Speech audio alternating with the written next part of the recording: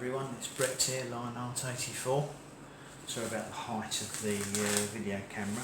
Just about to start trying to make some meringue for a friend's birthday tomorrow. Not sure if you better hear me because I'm just using the microphone on the machine. So what we've got here basically is egg whites from 6 eggs. Let's pour them in here so you can see them a bit better. I'm making a double quantity meringue here. Normally I'd use 3 egg whites, but I'm using 6 egg whites. I've also got 12 ounces of caster sugar, and that's, let me see, what's that? About 350 grams of caster sugar. So all we're going to do now is whisk the egg whites, and hopefully they'll, for a few minutes, and hopefully they'll firm up right nicely.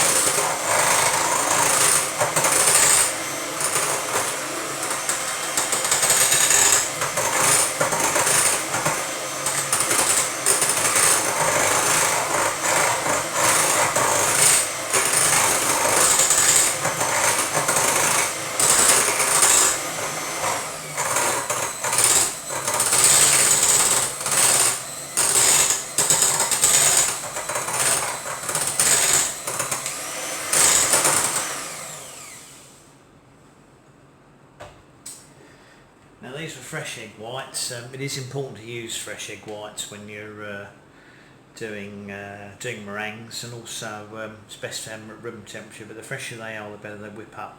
And a good test, I'm probably going to get this wrong here doing this, is turning them upside down. You can even put them over your head if you want, so they're nice and firm in there.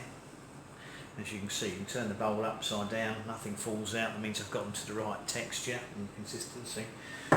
Now, that took about 2 minutes. Now you have to whip in the caster sugar, whisking very small amounts at a time.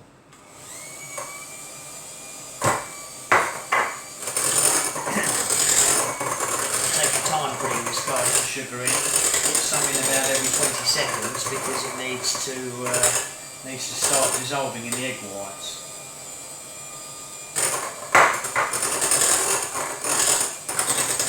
Too much in one go, otherwise it's going to cause the egg whites to collapse. I don't think I'll ever make Gordon Ramsay, but hopefully my meringues will taste okay.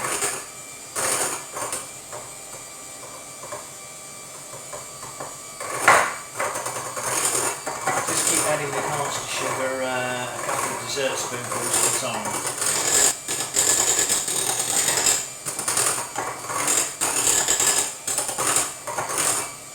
Whisk for about 20 seconds and then add some more.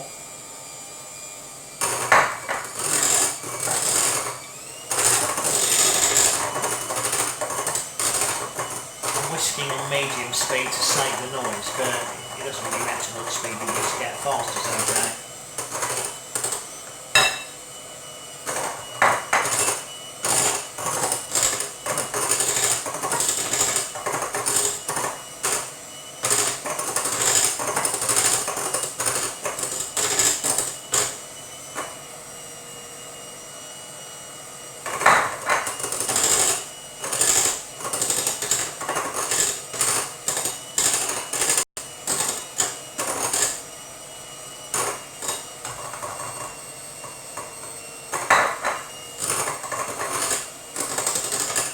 adding the caster sugar gradually. Give a little whisk so that it melts in the edge, dissolves in the edge. Try to go around the edges of the bowl.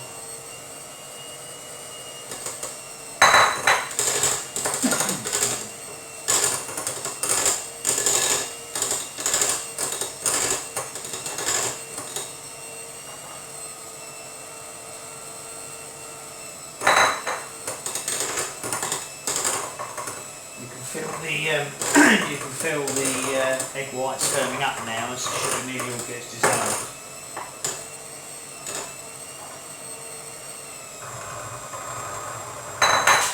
That's the last of the sugar in now.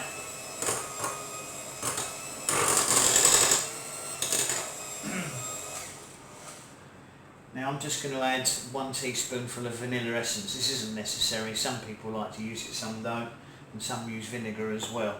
But I don't find vinegar's necessary normally.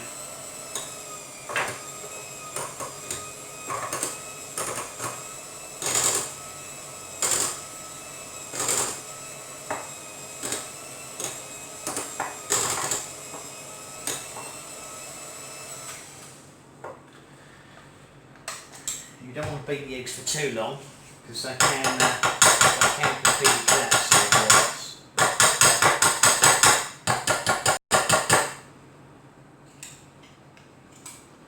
See how firm the egg whites are from the way they're holding on the whisk, if you want some idea of texture.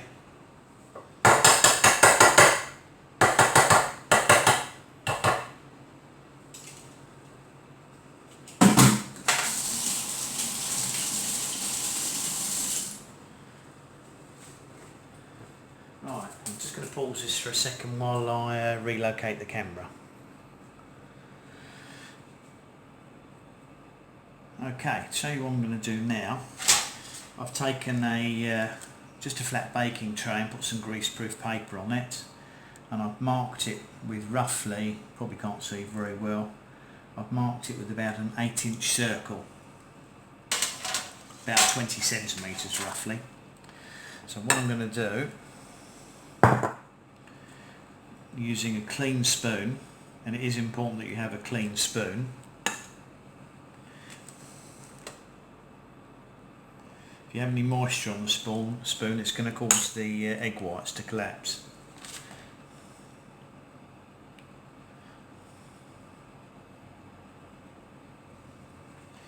So you take spoonfuls of the of your meringue mixture and spread it out on the greaseproof paper or baking sheet, parchment, whatever you prefer to call it.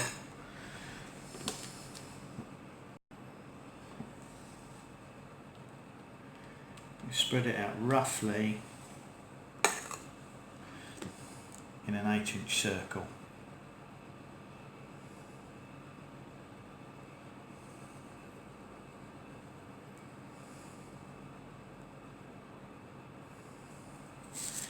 There we are. Now I like to make a little bit of a basket with my meringues so that when you put the fruit and cream in it doesn't fall out. So I'll just take spoonfuls of the meringue mixture like this.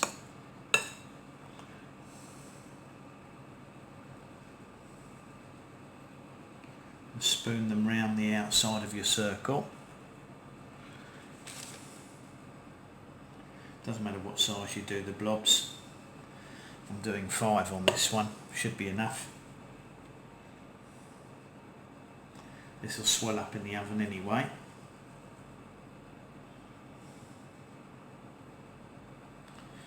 So let me just tilt that bit so you can see it. Makes a nice basket. And I'm just going to pause this temporarily while I do the second one. Okay, so they're both completed now. I've made 2 meringues. You can see what it looks like. Obviously this is uncooked at the moment. Now, temperatures, it's very much a personal thing on meringues. Sorry you can't see me on camera. I've preheated my oven I'm using a fan oven today, but you don't have to use a fan oven, you can use a normal electric oven. I've preheated the oven to 150 degrees centigrade, which is about 300 degrees Fahrenheit if you're cooking in America. Now what I'm going to do is put these in the oven, which I shall do now.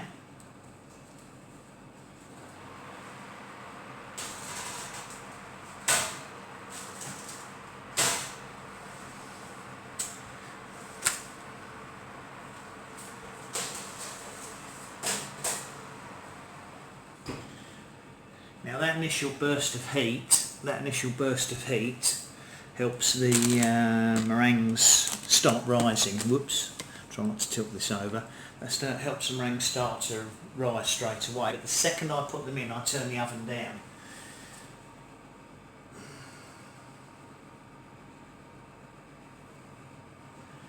I'm turning them down to 120 degrees centigrade, which I'm guessing is about, I haven't got the conversion chart in front of me, but I'm guessing that's about 260 degrees Fahrenheit roughly, but you can check it up, so you can check it if you want to. So I've dropped it to 120 centigrade, and I'm going to leave them for an hour at that temperature, have a look at them and see what they look like after an hour.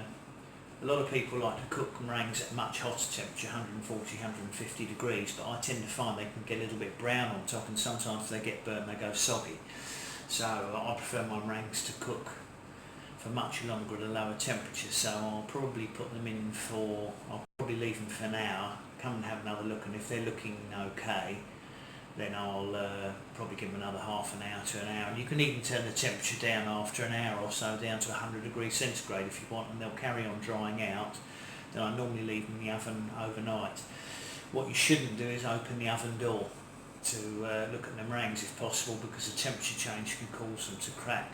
So the best thing to do is to look through the glass door. You know, if you haven't got an oven with a glass door, just be patient.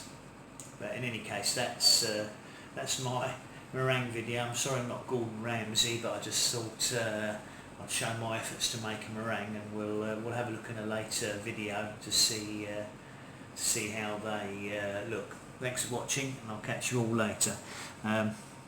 If it makes your mouth water, you're welcome to click like on the video. You can share and subscribe.